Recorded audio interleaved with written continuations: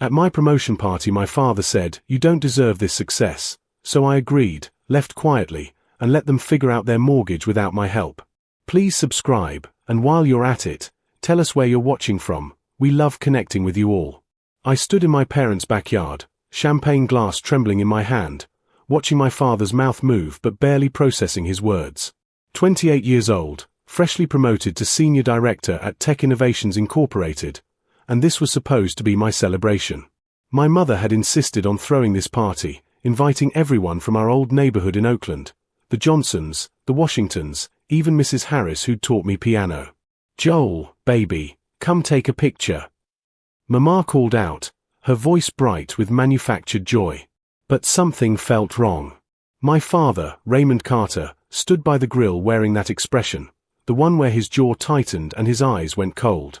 I'd seen it my whole life, usually before he tore into me about something. My younger sister Yanelle caught my eye from across the yard and mouthed, "You good?" I nodded, but I wasn't. For 6 years, I'd been paying their mortgage, $3,200 monthly, never missing a payment. It started when Dad's construction company folded after his gambling debts caught up with him. Mama had begged me, tears streaming down her face in my cramped studio apartment. "Just until we get back on our feet, baby." That was 2019. Now it was 2025, and I'd just signed my biggest career achievement. My salary jumped from $180,000 to $280,000, plus equity. I'd planned to finally stop the payments and buy my own place. My father approached, bourbon in hand, eyes already glazed. "Let me talk to my son," he announced loudly. Everyone quieted down. That's when everything shattered. "You don't deserve this success," Dad said, loud enough for everyone to hear. The backyard went silent. Someone's fork clinked against a plate. I felt 40 pairs of eyes boring into us. My chest tightened, that familiar childhood feeling of being small, wrong, insufficient flooding back. "Excuse me." I managed, voice steady despite the earthquake inside me. "You heard me, boy." He stepped closer, bourbon breath hot on my face. "You think you're better than me now? With your fancy title and your Silicon Valley bullshit? I built houses with these hands." He thrust his calloused palms toward me. "Real work. Not pushing papers and kissing ass." Mama rushed over. "Raymond, please." "Nah, Linda, let me finish." He swayed slightly. "This ungrateful son of ours been acting high and mighty. Probably thinks he don't owe us nothing after we raised him, fed him, kept a roof over his head." Something cold settled in my stomach. The irony was suffocating. My cousin Darius stepped forward. "Unc, maybe we should stay out of this." Dad barked. "Y'all don't know what I've sacrificed. This boy had everything. Private school, college paid for." "Dad," I interrupted quietly, "I paid my own way through college. Student loans. Remember?" His face darkened. "Don't you correct me in front of these people." I glanced at Yanelle, whose eyes were brimming with tears. She knew. She'd always known how he treated me, the constant criticism, the impossible standards, the way nothing I did was ever enough.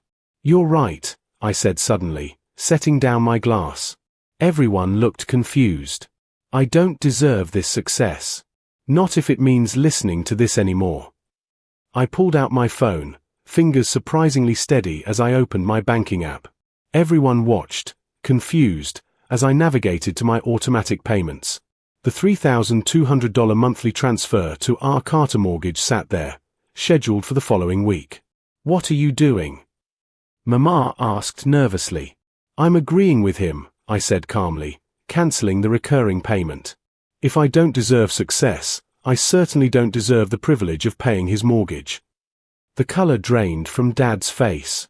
"Now wait a minute." "No, you wait."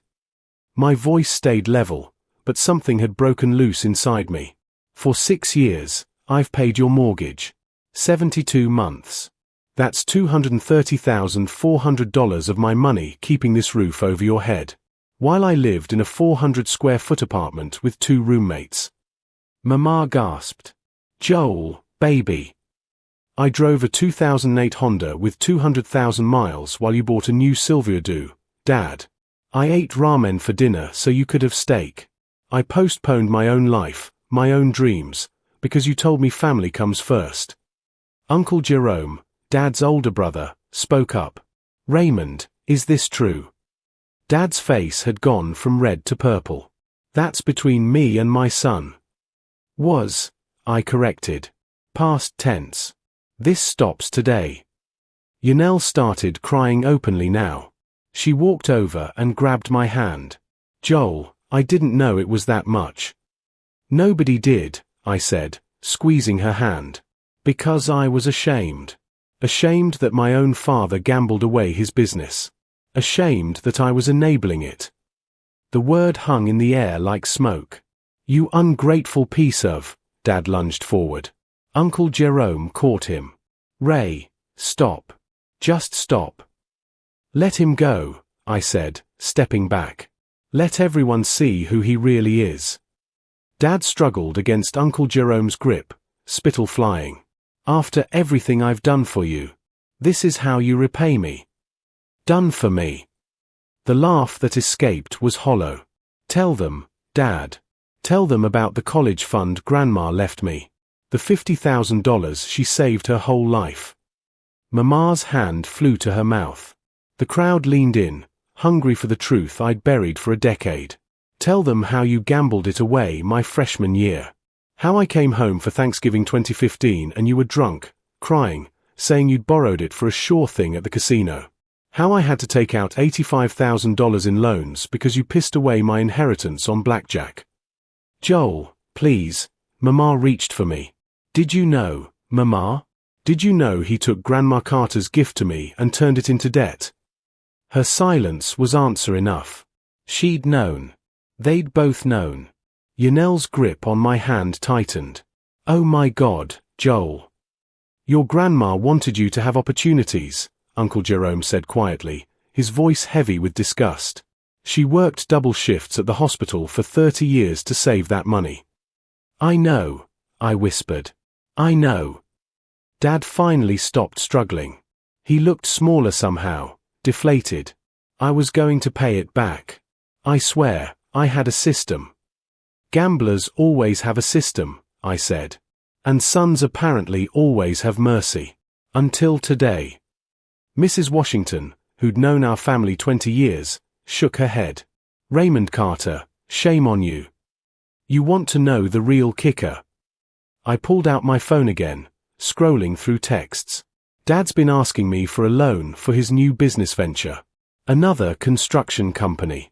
Wants $50,000 as startup capital. I held up the phone, showing the text thread. Date stamped from 3 days ago. Son, this is the opportunity of a lifetime. I've learned from my mistakes. Just need $50K to get the permits and equipment. You're making bank now. Help your old man out. Uncle Jerome read it and cursed under his breath. Ray, you're unbelievable. That's not all, Yanel said suddenly, her voice breaking. Tell them about my college fund, Joel. My heart sank. Nille. No, they need to know. She turned to the crowd, tears streaming.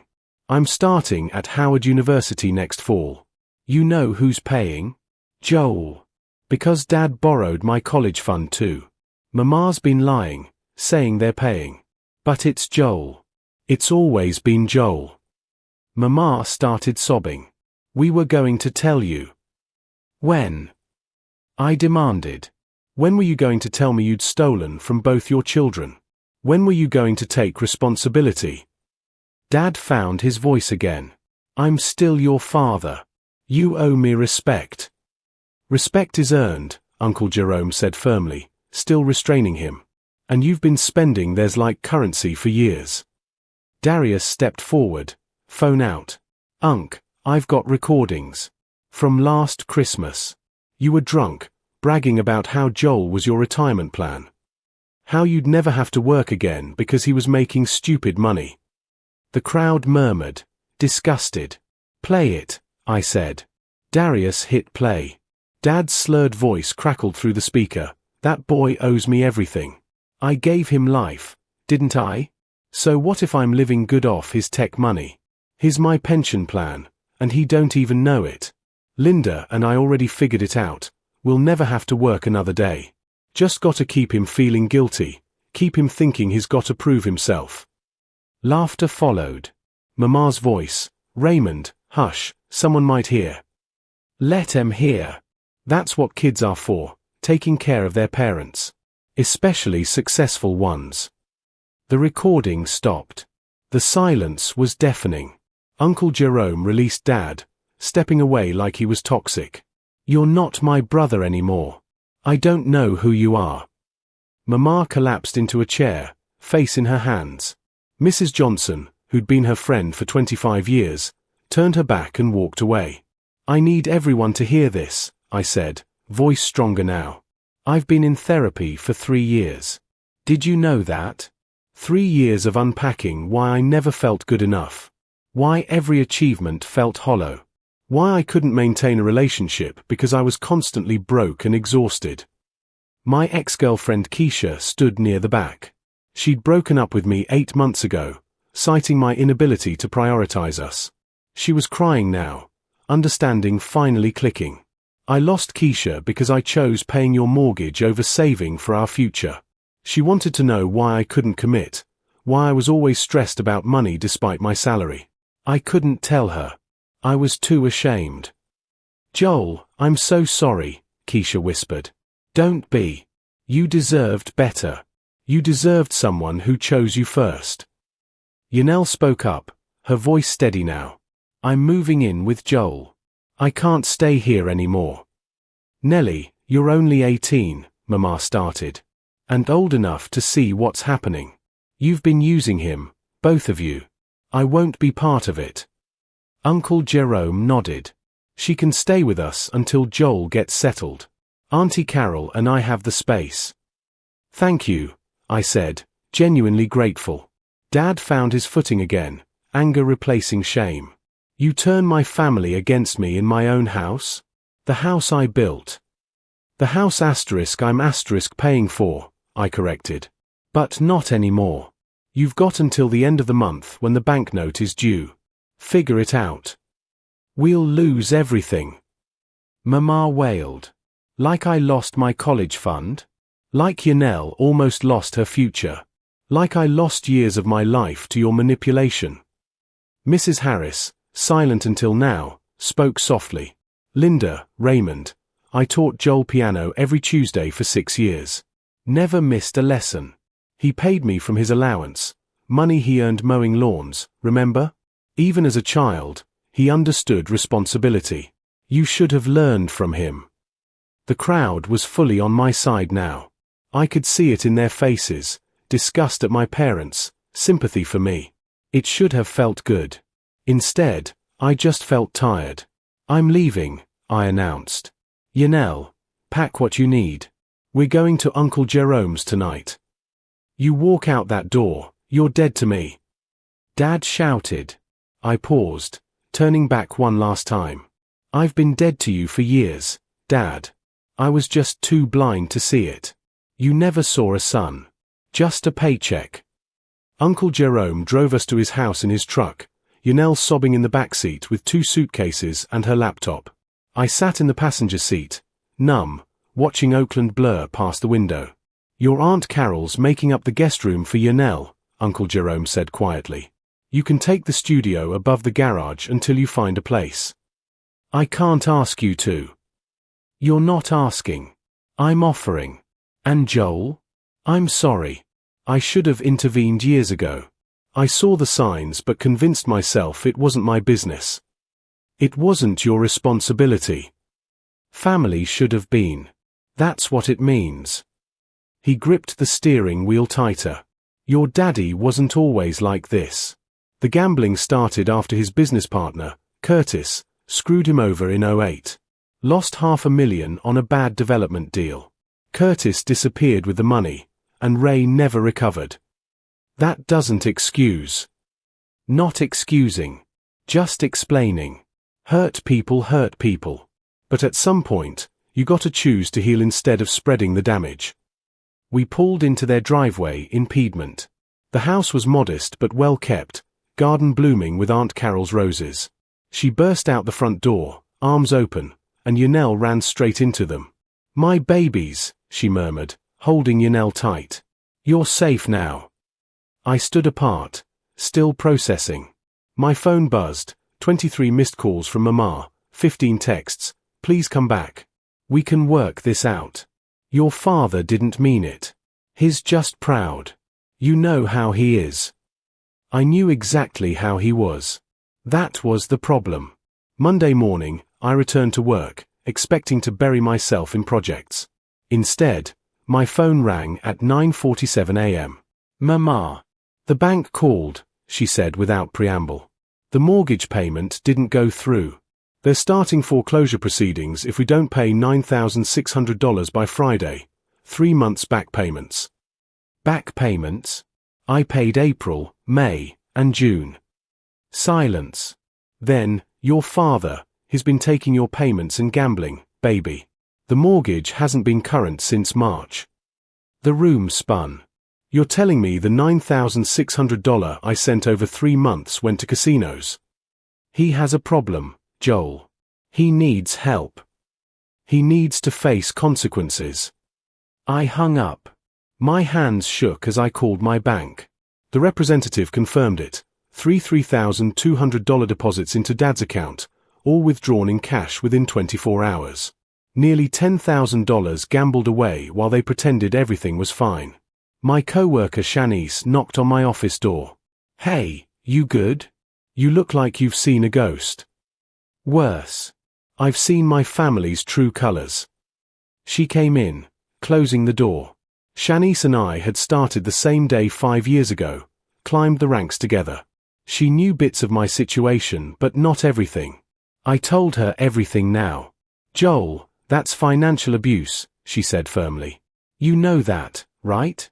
What they did, stealing your inheritance, lying about payments, that's abuse." Hearing it named made something crack inside me. I kept thinking if I was successful enough, if I made enough money, if I proved myself worthy. "Stop. You don't need to prove anything. You're enough. You've always been enough." That evening, Uncle Jerome called an emergency family meeting at his house. Mama came. Dad didn't. "He's at the casino," Mama admitted, sitting in the living room wringing her hands. "Said he's going to win back what he lost." Aunt Carol made a disgusted sound. "Linda, when are you going to stop enabling him? He's my husband. And Joel is your son." Yanel exploded. "Your son who's been supporting you for 6 years. Who gave up his life for you. And you're still choosing Dad." Mama's tears came harder. "You don't understand. Before the gambling, before Curtis betrayed him, your father was a good man. He built our life from nothing. I owe him." "You owe Joel an apology," Uncle Jerome said firmly. "And yourself some self-respect. Ray's been using both of you as emotional hostages."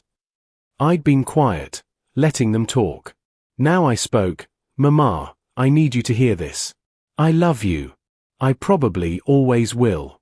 But I can't save you from yourself. If you choose to stay with him, that's your choice. But I'm done being collateral damage in his self-destruction." "What am I supposed to do?" she whispered. "I don't work. I haven't worked in 15 years. I have no money, no skills." "You have a teaching degree," Aunt Carol reminded her. "You taught elementary school before you had kids. Oakland Unified is hiring." I checked. Mama looked shocked that someone had thought of practical solutions. I don't know if I can." "Then you'll lose your house," I said bluntly. "Because I'm not paying another cent.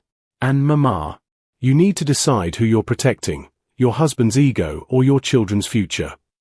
Friday arrived. I got the call at 2:37 p.m. "Mama, hysterical, the bank's taking the house. We're losing everything. Please, Joel, just this once." "No. He's your father. He's a gambling addict who stole my inheritance and lied for years. The answer is no. I hung up and blocked her number. It hurt worse than I expected, like severing a limb. But necessary. At 6:15 p.m., someone pounded on Uncle Jerome's door. I looked through the window. Dad, disheveled and wild-eyed. "Don't open it," Yanel said nervously. Uncle Jerome stepped forward. "I've got this." He opened the door but stood in the frame, blocking entry. "Ray, you need to leave. I need to talk to my son." Dad's voice was ragged. Joel, get out here." I appeared behind Uncle Jerome. "What do you want?" "I need you to pay the mortgage. Just this once. I swear, I'll get help. I'll go to GA meetings. I'll get a job. Just please, don't let them take our home. The home you gambled away. The home you've been pretending I was protecting while stealing my money. I have a problem. I'm sick. You can't punish me for being sick." "I'm not punishing you. I'm setting a boundary. Your sickness isn't my responsibility anymore." Dad's face crumpled. For a moment, he looked ancient, broken. "I'm sorry. God, Joel, I'm so sorry. I've ruined everything." "Yes," I agreed. "You have. And now you have to live with it. I'm your father. You were supposed to be. But fathers protect their children. They sacrifice for them. They build them up. You did the opposite." Dad left that night. The foreclosure proceeded. They had 30 days to vacate. Mama finally made a choice. She filed for separation, moved in with her sister in Sacramento, and got a job teaching 3rd grade. We spoke occasionally, carefully. She was trying. Dad disappeared for 3 weeks. Uncle Jerome finally found him living in a motel near the Oakland Coliseum, working day labor, gambling his earnings each night. "He needs professional help," Uncle Jerome said. "But he has to want it." I helped Yanel move into Uncle Jerome's permanently. Her room was bright and safe. She started therapy too. Meanwhile, I got serious about my own healing. Dr. Tamara Williams, my therapist, helped me understand codependency, financial abuse, and generational trauma. "Your father's trauma became your cage," she said. "But you found the key." Shanice introduced me to a financial advisor. Together, we calculated what I'd lost: $230,400 in mortgage payments, $50,000 in stolen inheritance, $45,000 in interest on student loans I shouldn't have needed. Over $325,000. "That's a house," the advisor said. "A very nice house." "Or freedom," I replied. I bought a condo in Emeryville the following month. 2 bedrooms, floor-to-ceiling windows, view of the bay. Yanel got the 2nd bedroom for weekends. The day I got the keys, Keisha texted, "I heard about what happened. I'm proud of you. Coffee sometime." "I'd like that," I replied. Shanice nominated me for the company's Leadership Excellence Award. I won, which came with a $15,000 bonus. I put it all toward Yanel's Howard Fund. "You don't have to," she started.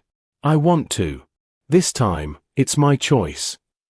6 months after the promotion party, I stood in my living room, hosting my own celebration.